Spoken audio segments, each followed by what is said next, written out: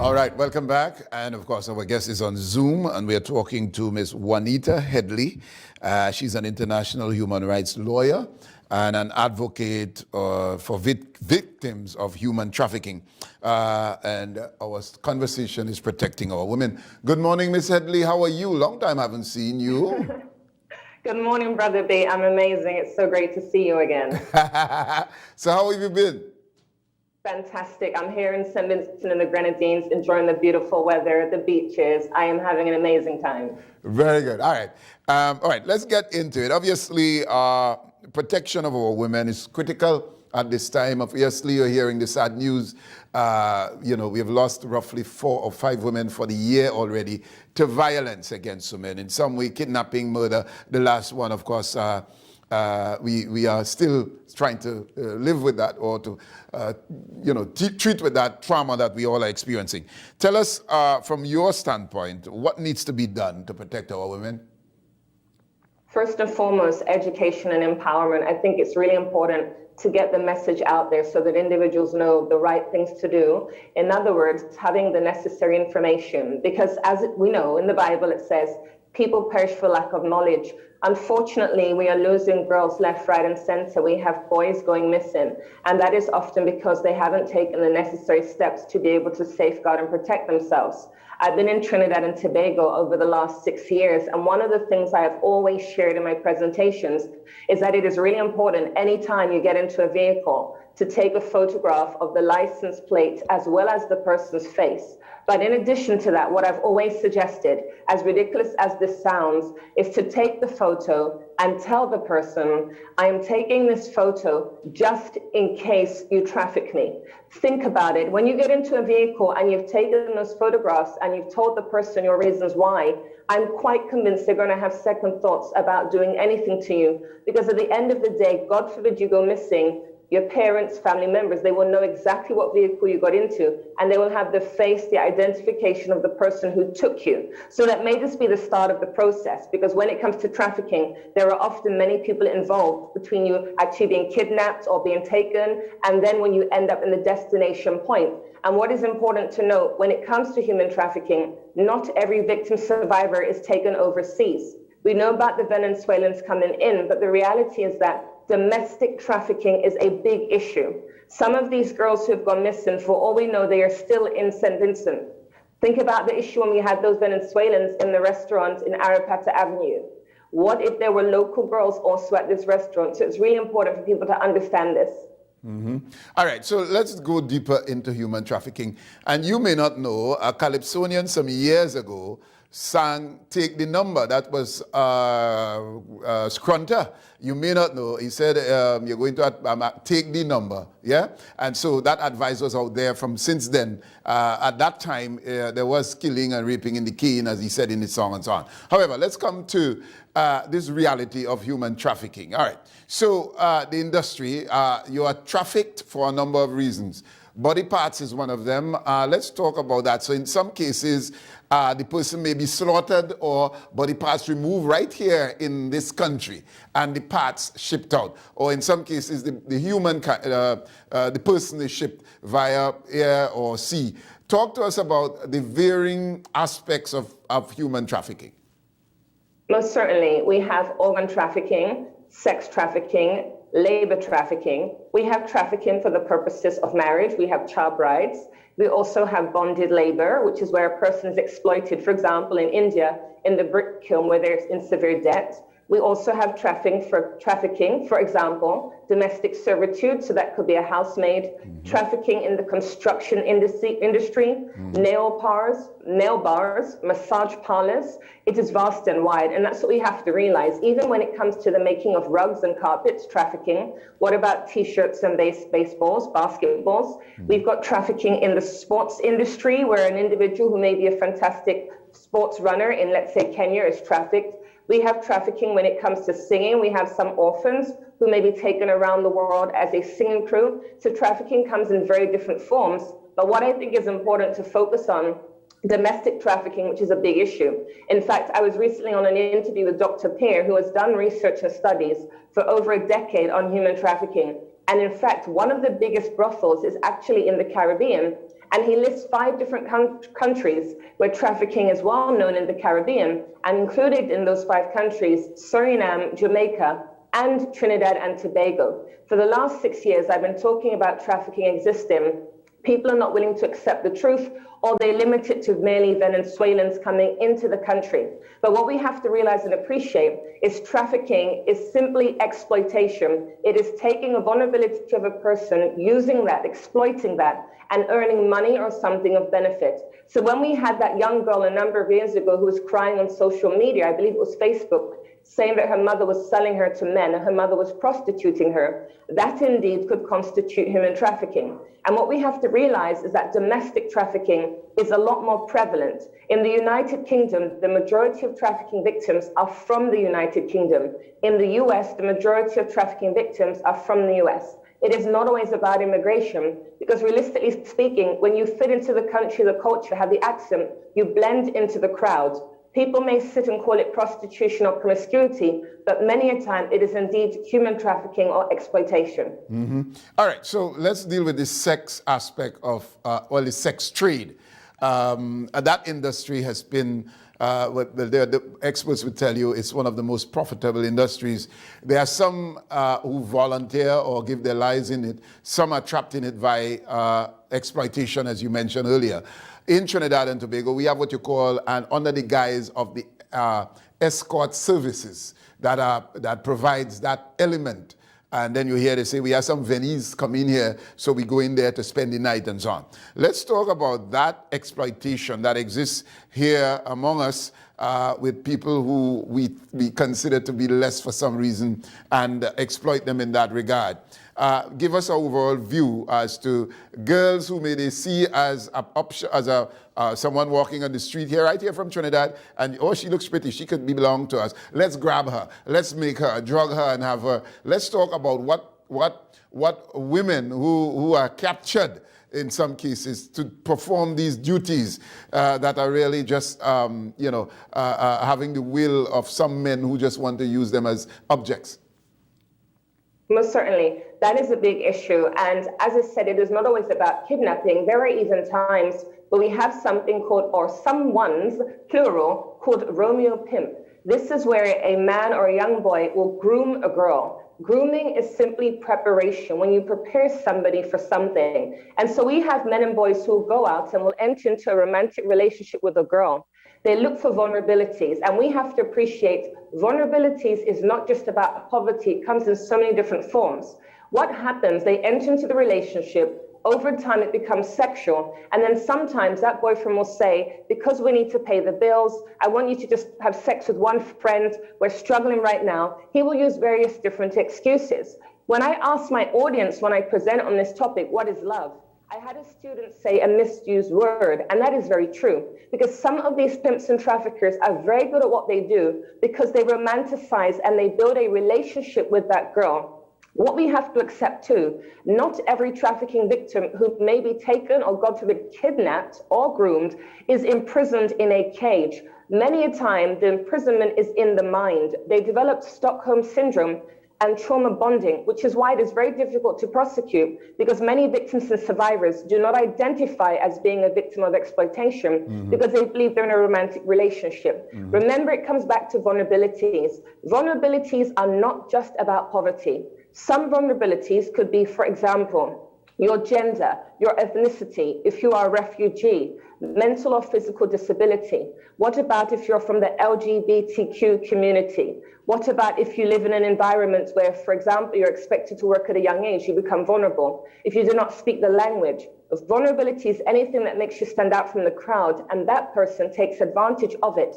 Think about the internet. Although we're on lockdown, cyber sex trafficking is on the increase. This is where people are sexually exploited via webcam. Therefore, if we consider the facts, you could be in your home in Port of Spain doing your schoolwork, and then during your breaks, you go on social media and start talking to a so-called friend you've never met. You eventually become sexually exploited, where you exchange nude photographs, get blackmailed into doing that. Those photographs are sold on the dark web. The perpetrator might be in Australia. that right there is an offense of trafficking, and you haven't even left your home. So we need to really accept and appreciate this is an issue. And we shouldn't have to have other girls like Ashanti and Andrea pass away because we are not taking the appropriate steps to be educated and to protect ourselves. I'm sad to hear that there is a song that has been around for years, but people have not implemented the advice of taking the number. What do we need to do for people to wake up and to actually do things to protect their children? That is important. Excellent. All right. I hope those guys could find it. It's a Scrunter, way back in the early days of Scrunter. Take the number. And there was, at the time, it was rampant where a lot of girls were murdered and found raping the cane, as was said in the song. But anyway, let's go to the industry. The industry of human trafficking. I remember when I was on radio, my colleague and I raised the issue of a container being somewhere in Port of Spain with a number or waiting to ship out, as it were, people who they were held there. Now, let's say that a recruiter comes into the country and offers a guy a fee for capturing, and as you mentioned, ethnicity. In the strip clubs, they may want some East Indian girls or more, maybe some Spanish girls, and they have offered the fellas a fee to go out and collect a girl. The cost for whatever they're looking for is very attractive. So he doesn't see that he's committing an evil. He sees that he's earning a pay or a fee or making a quick buck, and thereby capturing this girl. All right, let's go to, in some cases, the plot. Remember, not so long ago, a young lady was found in a business place in Port of Spain, actually been waiting to be shipped out, and she died eventually. Let's deal with that. The guy captured the girl. The intent is to ship her out. Somehow, some reason, the place that they held her or whatever, she may suffocate. They may have hit her a blow to knock her out temporarily, and she died eventually. Cases like that, so that the person who is captured does not reach their destination. Let's speak to that. That's a real part of the industry. Recruiting, getting... Absolutely. Yeah. And what we have to realize too, what you've said there, is that this girl did not get to the destination. Unfortunately, she died. The thing is, this is a criminal industry, and there are so many people involved along this chain. What we have to appreciate too is pimps and traffickers consider themselves to be businessmen and businesswomen. This is their vocation. And so therefore, we have to understand that this is a very serious thing. It is not something where one person is trying their luck. Quite often, there are a lot of people in positions of power who are also involved in this. However, we've got to move aside from the issue of police officers. We often hear about police being involved. That is one of the realities, but not every police officer is involved in human trafficking. We've got to think about border control. We've got to think about immigration. What about doctors and nurses, physicians? We have to appreciate that there are a lot of people involved in this. And at the end of the day, this is a very risky industry. When that girl has died, when a person has died and not reached to the point of destination, that is a huge issue, because at the end of the day, this is a numbers game. And when you have lost one of your clients, victims, survivors, that is a problem. In fact, sometimes pimps and traffickers will lose their own life when they fail to fulfill their obligations and duties correctly. As ridiculous as it sounds, they see that they are simply providing a service and that this is a business. Exactly. It is hard for us to appreciate it, but that is exactly how many of these pimps and traffickers think. Yeah, well, and again, and you know, and I could tell you, I remember while on radio, we called up those escort services place, and they were under the guise, but it's a prostitution ring, so to speak, and they recruit and so on. So, for example, you might say, I want a date for the night. And they would say, okay, fine, and so on. But when you get to, what the real purpose is that they provide a service. And so they see that as not doing wrong. However, they recruit people, lose their lives as a result in some cases. Right. So if you had to, the advice of protection, let's go there. What the government is seriously considering making pepper spray legal. And of course, we are hearing and hope that we don't reach the point where women are issued firearms, because we know it could be used for the wrong purpose. But just talk about protection for women, or women having devices that they can protect themselves as is proposed by the government of this country. Most certainly. What I will say, I saw something on Facebook yesterday. I'm hoping it's not fake news, but there's an individual who teaches self-defense classes. And according to the Facebook post, he's willing to provide women free self-defense classes. I'm hoping this is not fake news and that this is the reality, because I think that'd be a great thing to allow women to feel better empowered. Pepper sprays, having an alarm, all of these things, they all serve their purpose. However, you've got to think about if you're in a place that is secluded, you pull the alarm, how is it going to help you? What I've been told is if somebody attacks you or you're in fear of your life, scream the word fire. If you scream rape or anything like that, often people will not come and rescue you. The key word is to call fire.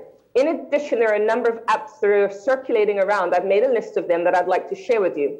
One of the apps is called Circle of Six. This enables you to get 6 friends and families connected through this app. So if you are in danger, if you're in need of transportation or a ride safely, then you're able to communicate with them. Another app, Life 360 Family Locator. You connect family members onto this app, and that way they're able to locate wherever you are. Google is another one. This is for people who like to cycle or jog or go out of the house without taking their cell phone. Maybe you're going to the beach and you're not accompanied by anybody. In such an instance, you would set a notification on this app, Google, and you would say where you're going, for how long, when you intend to be back. Therefore, when you do not return back at that allocated time, it will notify family and friends that you have allocated. Be Safe will actually set off an alarm, and they will also record. That way there is evidence. That information will be sent and transmitted to friends and family. And God forbid, if anything happens, that video imagery, the footage and recording can be used hopefully in a court case later on. SOS is the last one that I have on the list. This one is about staying safe. Therefore, for you to stay safe, what you do, press the button 3 times, and it will alert individuals who are in your phone where you are, your location, and that you're in danger. And then another thing to point out too is that when you go out jogging, it is really, really crucial that you do not have earphones in your ear. Be aware of your surroundings. Do not have a same pattern. Even if it's going to work, for example, take a different route. It's not good to have a pattern because that is how you're able to be followed.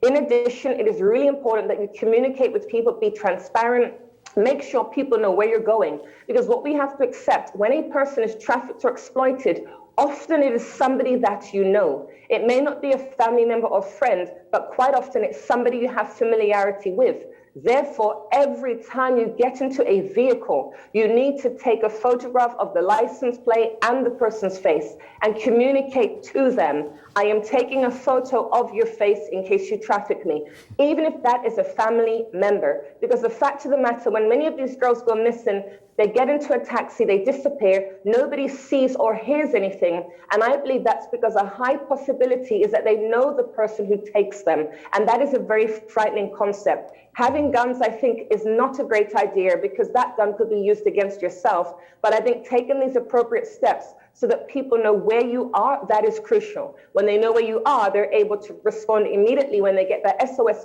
message, and hopefully they're able to rescue from what may end up being something that spans out of control and the possibility of you losing your life. Excellent, excellent. All right. Anything else you want to share with us before we go? Obviously, always a pleasure talking with you. So much that we have learned. And of course, in closing, what would you want to say to the public? Most certainly. A few things. For those of you who do not know, I have a book called Can You Keep a Secret? This talks about the issues of human trafficking and child abuse. People need to get a copy of my book to better understand the issue. Vulnerabilities is not just about children. Adults have vulnerabilities too. There was a principal of UE who went missing. There was a mother who went missing, East Indian, 2 children in the car. This is an issue that affects everyone, including men who have gone missing. Knowledge is power. As the Bible says, people perish for lack of knowledge. You need to get a copy of my book. The next thing too is this is a very important message. These few minutes is not enough to cover this huge topic, which links in with child sexual abuse. I want the audience to know if you have been a victim of abuse, particularly sexual abuse, you are highly vulnerable to being trafficked. I was a survivor of sexual abuse. That puts a target on my back. Therefore, I'm appealing to everybody to reach out to me via WhatsApp, text, Facebook, because I present on this topic. I did a program quite recently with the Locust Boat. I have trained the police here in Simonton and the Grenadines. I've been doing a lot of work in Trinidad and Tobago for the last 6 years. In fact, I'm supposed to be in Trinidad right now, but the borders are closed.